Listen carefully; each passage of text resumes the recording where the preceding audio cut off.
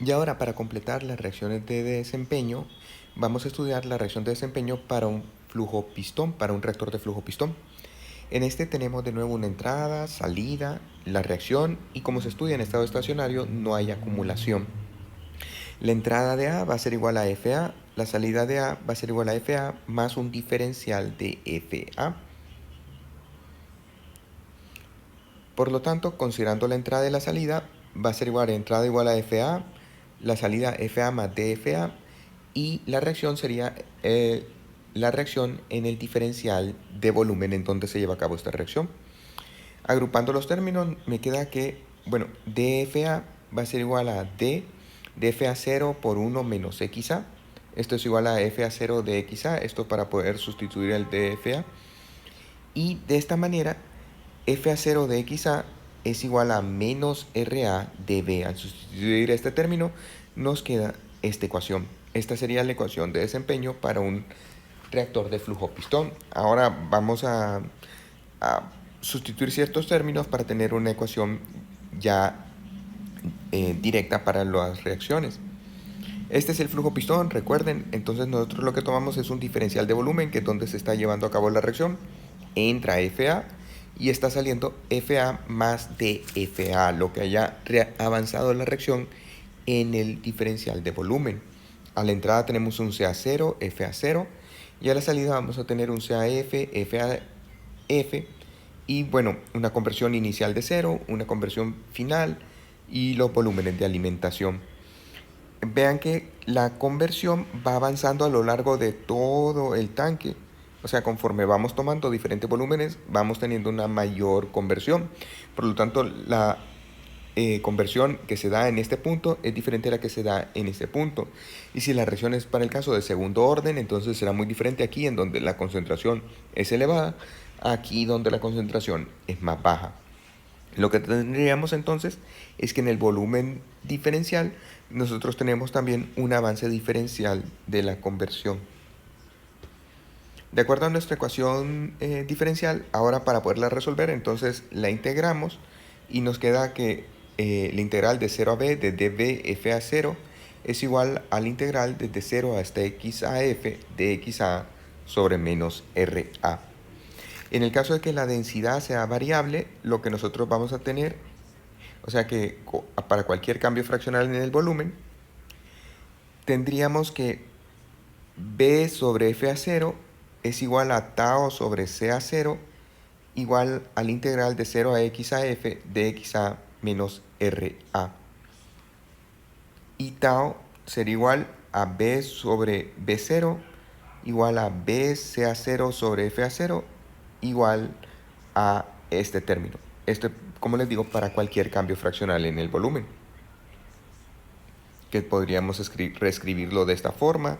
Vean que aquí sería porque nos interesa encontrar el volumen total del reactor, o el tau, que es el tiempo de reacción.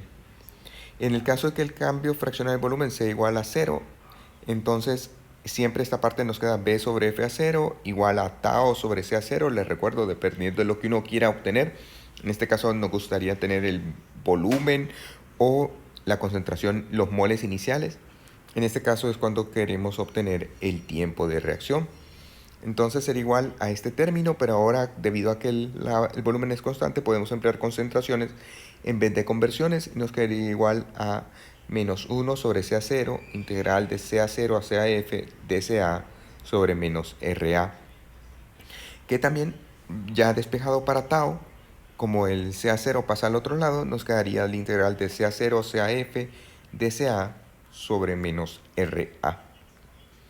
Aquí lo tenemos gráficamente. En caso de que no podamos encontrar una ecuación de la velocidad, entonces sí que podemos graficar el inverso de la velocidad con respecto a la conversión para cada punto, y luego el área bajo la curva nos va a dar el B sobre F a 0 o el tau sobre C a 0. Este para el caso general.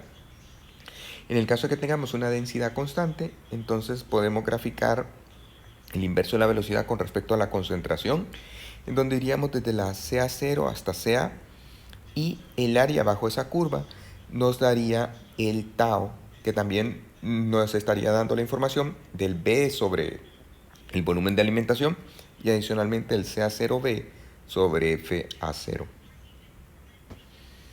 En algunos casos podemos hacer una resolución analítica si conocemos la función. Para el caso de que la función sea una función de orden 0, entonces ya tendríamos que el kTau va a ser igual a K CA0B FA0, esto sustituyendo el término tau, y va a ser igual a CA0 XA. Mientras que para la reacción de orden 1 irreversible, el kTau va a ser igual a menos 1 más epsilon A, logaritmo natural de 1 menos XA, menos epsilon A XA. Este sería el término, la ecuación de desempeño para una reacción de orden 1 irreversible en un tanque agitado, en un reactor de flujo pistón. Disculpe. En la reacción de orden 1 irreversible del tipo A, que produce RR, en donde CR0 sobre CA0 es igual a M, o sea, las concentraciones iniciales, vamos a tener que la ecuación de la velocidad viene dada por K1CA menos K2CR. Entonces el K1 tau va a venir dado por esta ecuación, donde M, ya recuerden que es esta relación, R es el coeficiente estequiométrico del producto. Si fuera 0 lo sustituimos, si fuera 1 también escribimos el 1. O si fuera 0, que es lo común. Y para la reacción de orden 2 irreversible, el CA0 kTau es igual a este término, donde vean que va un término elevado a la 1, luego tenemos aquí el término del epsilon elevado al cuadrado, y al final epsilon A más 1 elevado al cuadrado.